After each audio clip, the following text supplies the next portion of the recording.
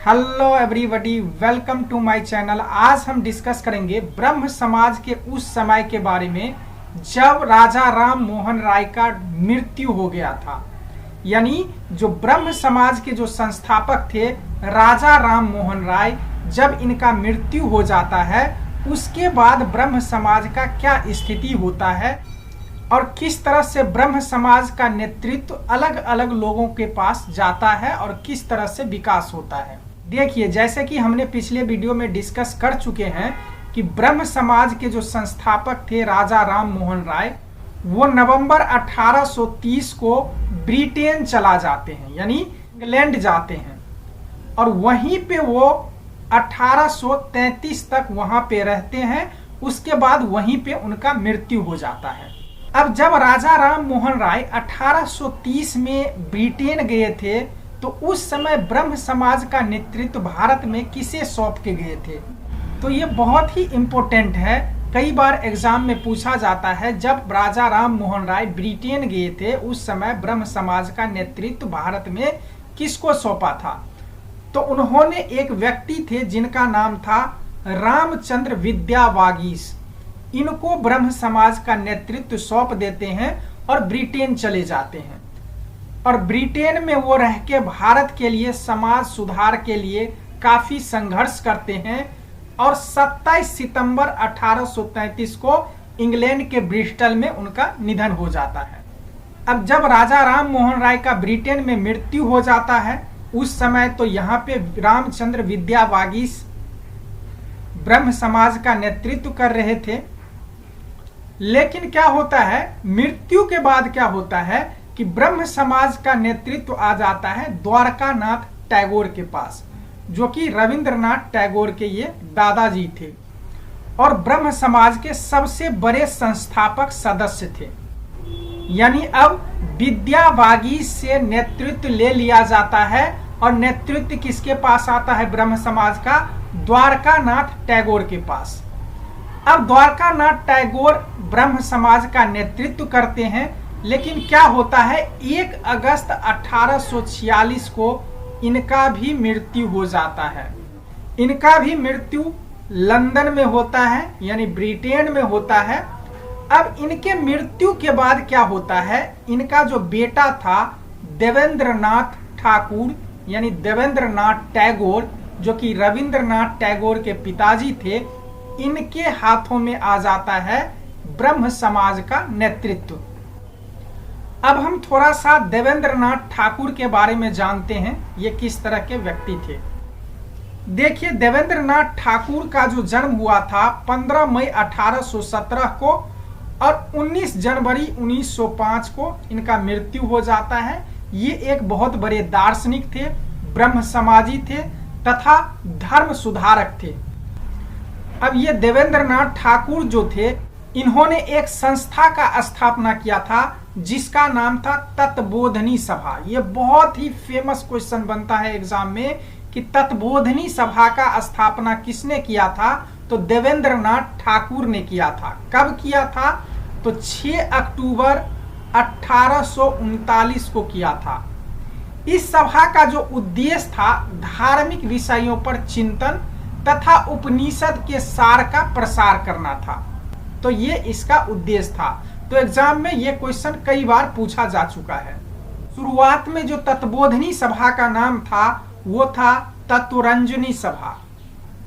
ये जो तत्वरंजनी सभा था वो एक्चुअली में ब्रह्म समाज के कुछ लोग टूट के जो अलग हुए थे, तो वो उन्होंने जो क्या किया था, एक संघ यानी संस्था बना लिया था, उसका नाम रखा था तत्वरंजनी सभा। फिर तत्वरंजनी सभा से तत्बोधनी सभा बना। फिर बाद में जब देवेंद्रनाथ ठाकुर ब्रह्म समाज का नेतृत्व लेते हैं, फिर तत्बोधनी सभा का विलय पुनः से ब्रह्म समाज में कर दिया जाता है। कब किया जाता है, 1859 में, 59 में। अब जब देवेंद्रनाथ ठाकुर के पास ब्रह्म समाज का नेतृत्व आ जाता है तो ये पूरी तरह से नेतृत्व को संभालते हैं और ब्रह्म समाज का बहुत ही प्रचार प्रसार करते हैं। अब राजा राम मोहन राय का उपदेशों का जो सार था वो था सर्वधर्म समभाव। यानी जब बाद में देवेंद्रनाथ ठाकुर इसका नेतृत्व लेते हैं ब्रह्म समाज का। तो इन्होंने ब्रह्म समाज का काफी प्रचार प्रसार करते हैं। देवेंद्रनाथ ठाकुर ने तीर्थ पूजा, मूर्ति पूजा, कर्मकांड जैसे यज्ञ वगैरह इन सब का काफी इन्होंने आलोचना किया, विरोध किया कि ये धर्म में नहीं होना चाहिए। तो यानी देवेंद्रनाथ ठाकुर जो थे वो तीर्थ यात्रा के खिलाफ थे, मूर्ति पूजा के खिलाफ थे, और ये जो कर्म कांड होता है, यज्ञ वगैरह, ये चीज सब इसके भी खिलाफ थे। देवेंद्रनाथ ठाकुर जो थे वो 21 दिसंबर 1843 को ब्रह्म समाज का सदस्य ग्रहण किया था। अब देवेंद्रनाथ टैगोर जो थे एक ब्रह्म धर्म नाम का एक पुस्तक लिखा था। इस पुस्तक में ब्रह्म धर्म नामक जो पुस्तक था उसमें इन्होंने लिखा था ब्रह्म स्वरूप ब्रह्मोपासना, यानी ईश्वर को कैसे पूजा किया जाए, ब्रह्म स्वरूप कैसे पूजा किया जाए, इसके बारे में इन्होंने ब्रह्म धर्म नामक पुस्तक में लिखे हैं। अब क्या होता है, 1857 में इन्होंने एक व्यक्ति थे जिनका नाम था केशव चंद्र सेन, उनको ये सदस्य बनाते हैं और ये क्या करते हैं कि ब्रह्म समाज का नेतृत्व यानी आचार्य नियुक्त कर देते हैं केशव चंद्र सेन को। कौन करते हैं? देवेंद्रनाथ ठाकुर। देवेंद्रनाथ ठाकुर 1857 में केशव चंद्र सेन को ब्रह्म समाज का नेतृत्व दे देते हैं। अब थोड़ा सा हम ये केशव चंद्र सेन के बारे में देख लेते हैं। इनका काफी योगदान है ब्रह्म समाज के प्रचार प्रसार में। केशव चंद्र सेन जो थे इनका जन्म 19 नवंबर 1838 को हुआ था और इनका मृत्यु 8 जनवरी 1884 को हो जाता है। ये एक बंगाल के हिंदू दार्शनिक, धार्मिक उपदेशक एवं समाज सुधारक थे। 1856 में ये ब्रह्म समाज के अंतर्गत केशव चंद्र सेन का आगमन हुआ था, जो कि देवेंद्रनाथ टैगोर ने इनको ब्रह्म समाज का नेतृत्व दे देते हैं। अब जब इनके पास ब्रह्म समाज का नेतृत्व आता है तो ये ब्रह्म समाज को बहुत ही तेजी से प्रचार प्रसार करते हैं। यानी इनके टाइम में जो ब्रह्म समाज का जो प्रचार प्रसार हुआ था सबसे तीव्र गति से हुआ था। यानी ब्रह्म समाज इनके दौर में सबसे तेजी गति से विकास किया था। इनका जो विचार था वो बहुत ही उदारवादी विचार था। उदारवादी विचार का मतलब ये हुआ कि सभी धर्मों को वो एकजुट करके एक धर्म बनाना चाहते। यानी ये क्या करते थे, हिंदू, मुस्लिम, क्रिश्चियन सबको क्या करते थे, एक जगह इकट्ठा करते थे और सबका धार्मिक ग्रंथ एक दूसरे को कहते थे पढ़ने के लिए, जिससे कि धार्मिक स्तर पर एकता बना रहे। यानी बहुत ज्यादा उदारवादी हो गए थे ये।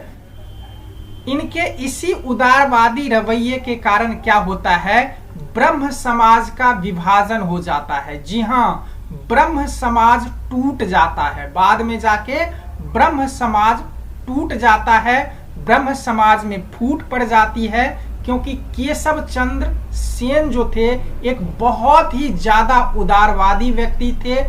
सभी धर्मों को एक साथ जोड़ना चाहते थे, सभी धर्मों के साथ यानी एक धर्म का गुट बनाना चाहते थे। इससे क्या हुआ कि ब्रह्म समाज में फूट पड़ गई, यानी ब्रह्म समाज टूट गया।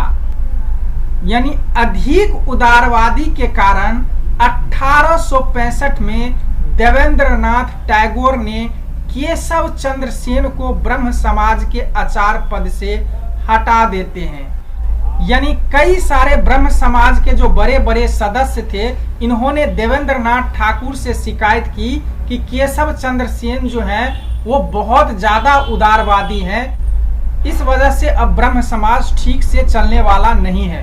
तो इसी वजह से 1865 में देवेंद्रनाथ टैगोर ने केशव चंद्र सेन को ब्रह्म समाज के आचार्य पद से मुक्त कर देते हैं, यानी हटा देते हैं। देवेंद्रनाथ सेन जो थे वो आचार्य पद से हटने से पहले उन्होंने एक संगत सभा की स्थापना किया था। ये बहुत इंपॉर्टेंट है। संगत सभा की स्थापना किसने किया था? तो केशव चंद्र सेन ने किया था। ये संगत सभा का क्या उद्देश्य था इसका उद्देश्य था आध्यात्मिक तथा सामाजिक समस्याओं पर विचार करने के लिए। उसके बाद 1861 में केशव चंद्र सेन ने इंडियन मिरर नामक अंग्रेजी में प्रथम भारतीय दैनिक संपादन किया था। तो बहुत इंपॉर्टेंट है, इंडियन मिरर का संपादक कौन था? तो केशव चंद्र सेन थे। केशव चंद्र सेन के प्रयास से वेद समाज का स्थापना हुआ था मद्रास में, और महाराष्ट्र में प्रार्थना समाज का स्थापना हुआ था। तो इन्होंने अखिल भारतीय स्तर पर ब्रह्म समाज का बहुत ही प्रचार प्रसार किया था। यानी ब्रह्म समाज का जो प्रचार प्रसार सबसे अधिक हुआ था वो केशव चंद्र सेन के नेतृत्व में ही हुआ था। अब 1865 में क्या होता है? केशव चंद्र सेन आचार्य पद से हट जाते हैं। फिर क्या होता है?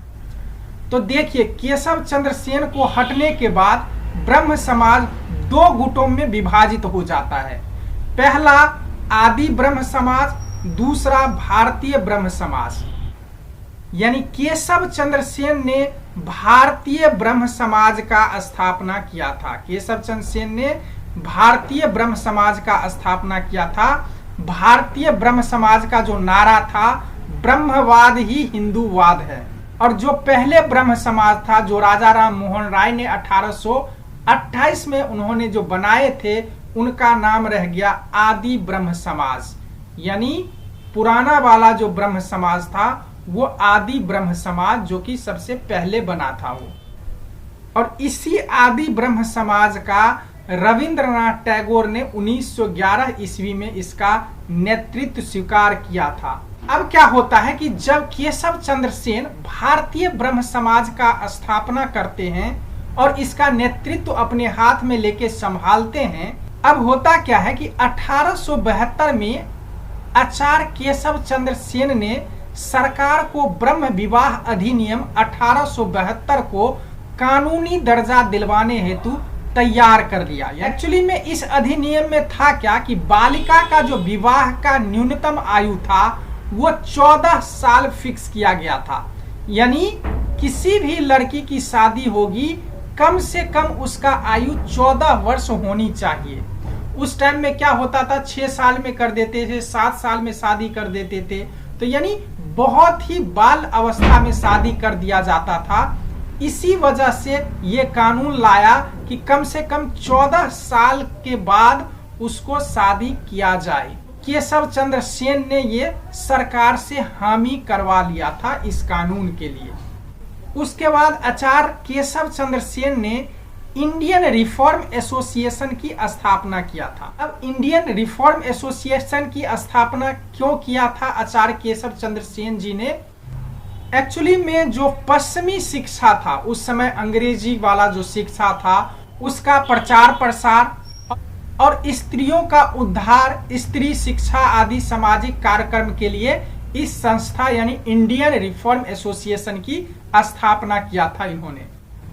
अब क्या होता है कि केशव चंद्र सेन जी का जो नेतृत्व में भारतीय ब्रह्म समाज चल रहा था, उसका एक विभाजन होता है। यानी ब्रह्म समाज का दूसरा विभाजन होता है 1878 में। जी हाँ, 1878 में ब्रह्म समाज का दूसरा विभाजन हो जाता है। अब विभाजन क्यों होता है? जैसे कि 1865 में हमने देखा था कि जो विभाजन हुआ था वो केशव चंद्र सेन के वजह से, यानी केशव चंद्र सेन के उदारवादी नीति के कारण विभाजन हुआ था। और दूसरा विभाजन 1878 में जो होता है वो केशव चंद्र सेन के कारण ही होता है। और वो क्या कारण था कि जैसे हमने अभी डिस्कस किया हूं कि 1872 ईस्वी में ब्रह्म विवाह अधिनियम 1872 लागू होता है। इस विवाह में क्या था कि 14 वर्ष कम से कम न्यूनतम आयु फिक्स किया गया था किसी बालिका का विवाह के लिए। लेकिन होता क्या है कि आचार्य केशव चंद्र सेन ने क्या करते हैं कि ब्रह्म विवाह अधिनियम 1872 को ये खुद ही उल्लंघन कर डालते हैं। यानी 1878 में अपनी एक पुत्री यानी ये अपने खुद की बेटी का जो कि 14 साल से कम उम्र का था उसका शादी एक बिहार के राजा के साथ कर देते हैं।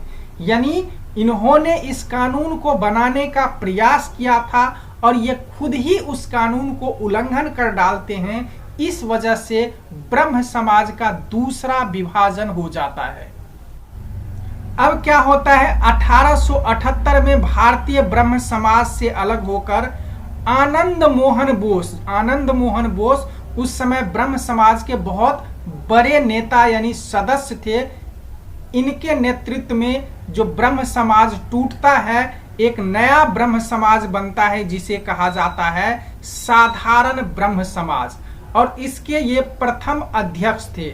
और कई सारे जो फेमस सदस्य थे वो थे शिवनाथ शास्त्री, उमेश चंद्र दत्ता आदि जो उदारवादी लोग थे, वो अलग होकर साधारण ब्रह्म समाज की स्थापना करते हैं, जिनका उद्देश्य था जाति प्रथा, मूर्ति पूजा का विरोध करना, नारी मुक्ति का समर्थन करना, ये कई सारे इनका उद्देश्य में शामिल था।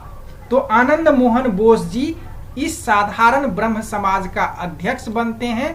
तो यानी साधारण ब्रह्म समाज की स्थापना आनंद मोहन बोस के द्वारा बनाए गए ढांचे और सिद्धांतों पर हुआ था।